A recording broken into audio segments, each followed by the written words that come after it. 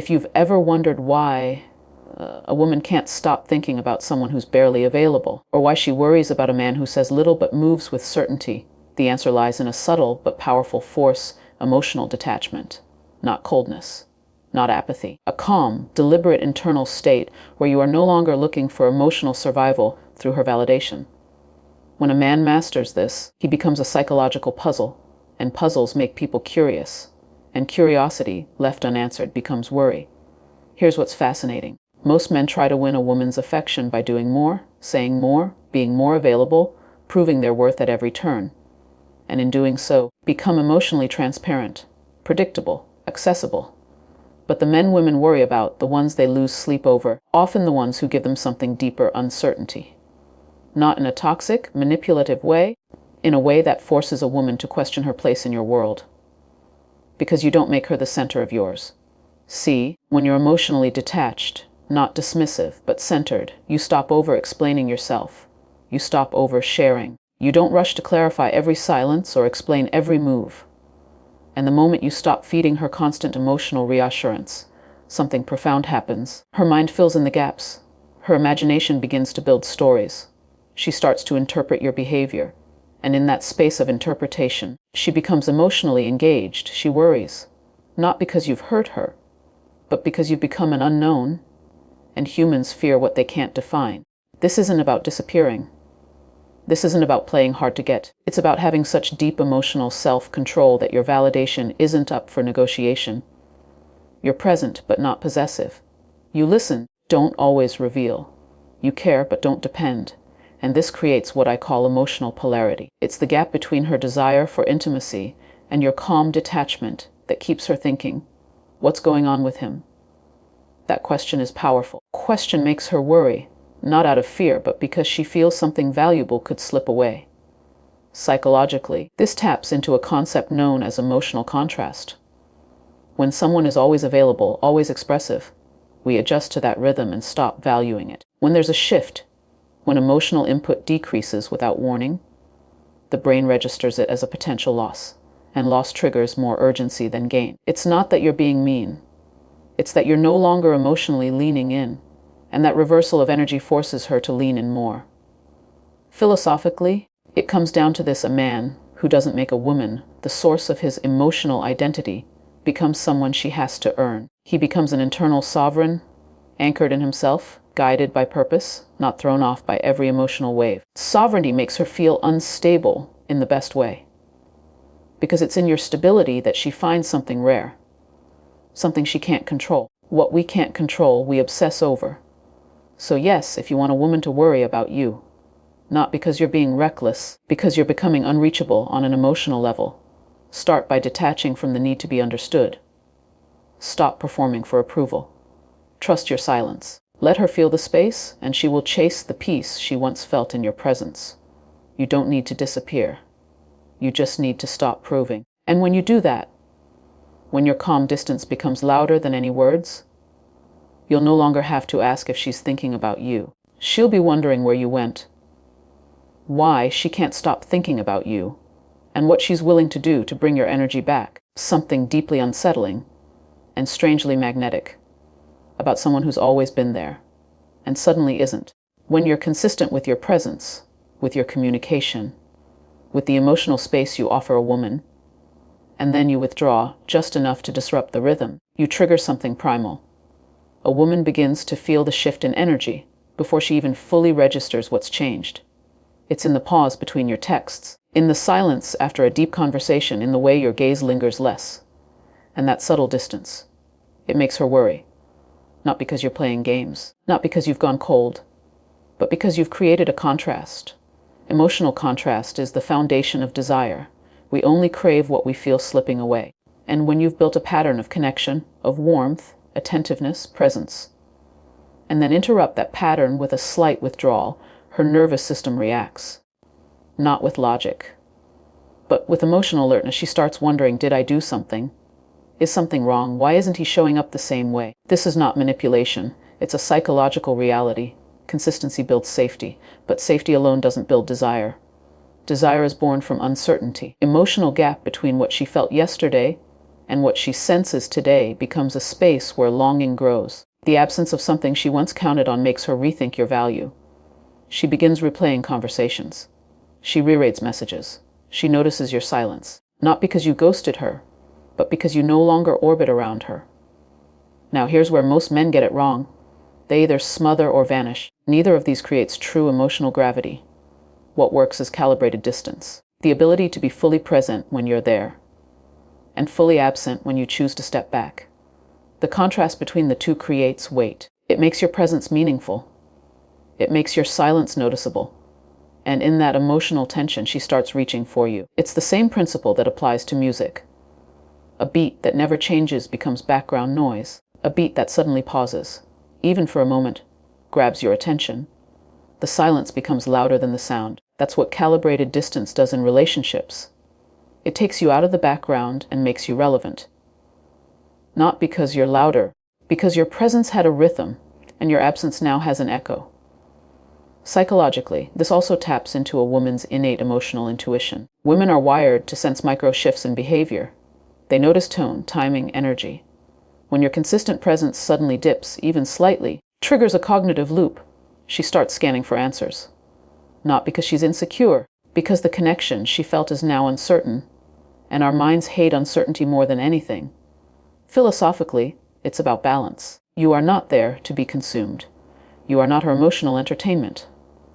You are a man with depth, with direction, with boundaries. When you show up fully and then retreat with purpose, not with resentment, not with emotional immaturity, with sovereignty, you remind her that your world is bigger than just her. And in that reminder, she recalibrates.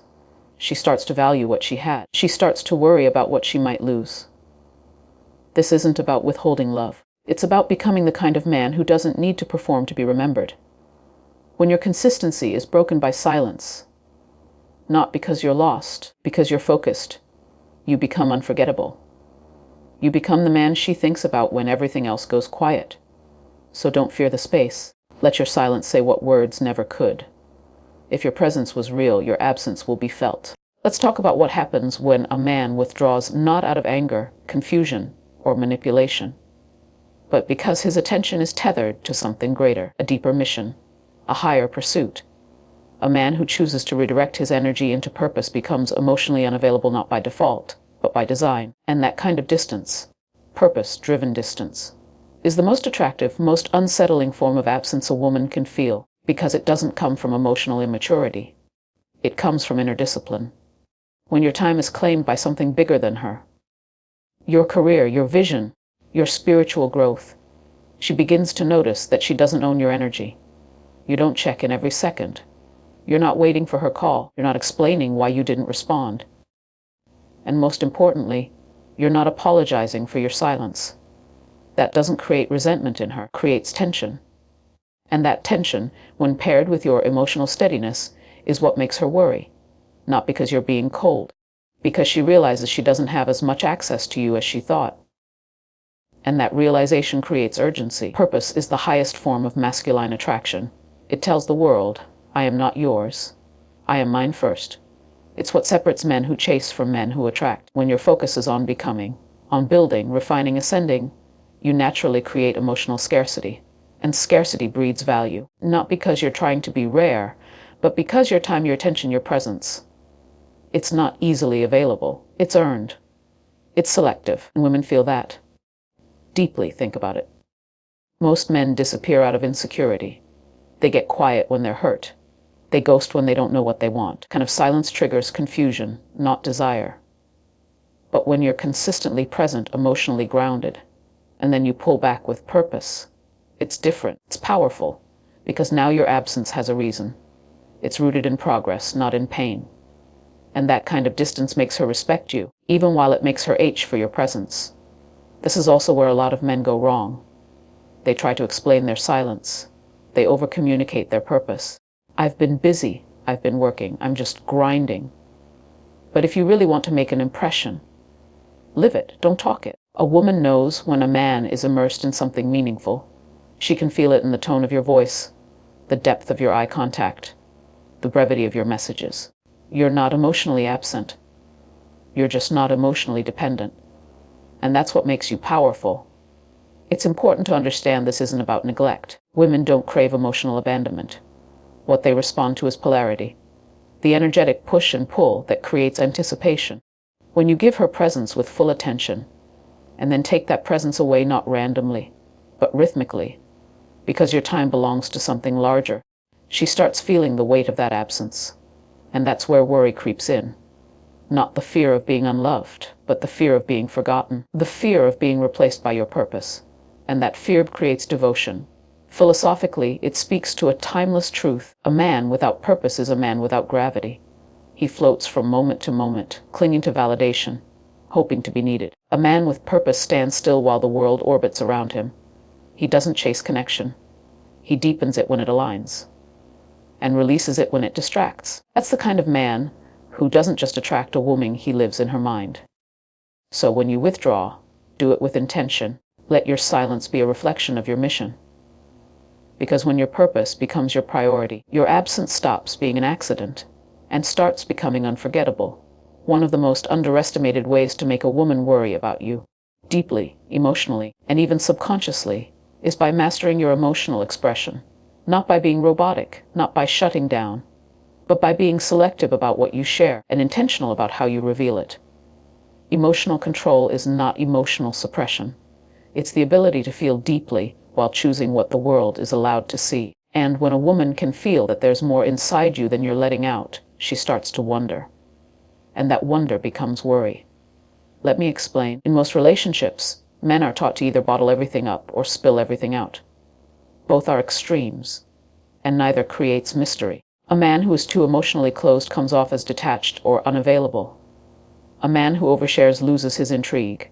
The balance is in knowing that your emotions are yours, not hers to manage. When you express yourself, it should never be out of compulsion.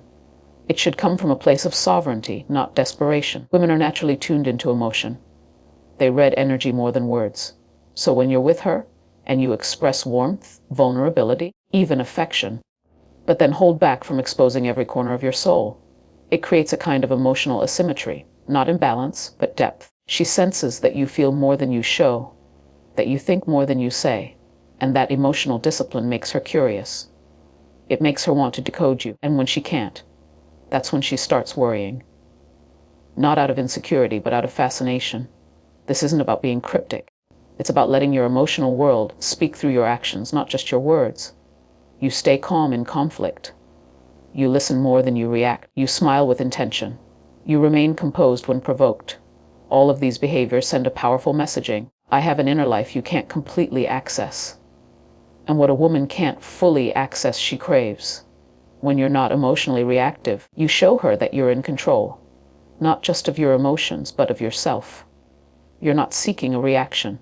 You're not performing. And this self-regulation builds trust, but also unpredictability. Because now, she doesn't know what will touch you deeply or what will pass right through you. She starts to test, to engage, to explore. And in that subtle pursuit, her emotional investment increases. And let's be clear, emotional control doesn't mean being unfeeling. It means being able to sit with your feelings without letting them hijack your presence.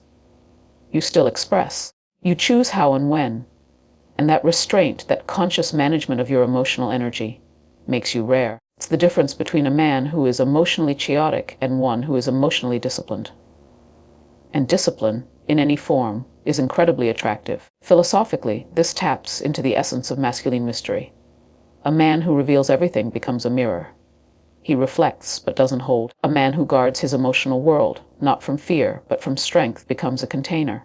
He holds space. He grounds.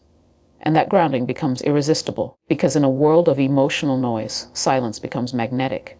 So if you want a woman to worry about you, not because she's insecure, because she's emotionally intrigued, stop offering your entire emotional world on a silver platter.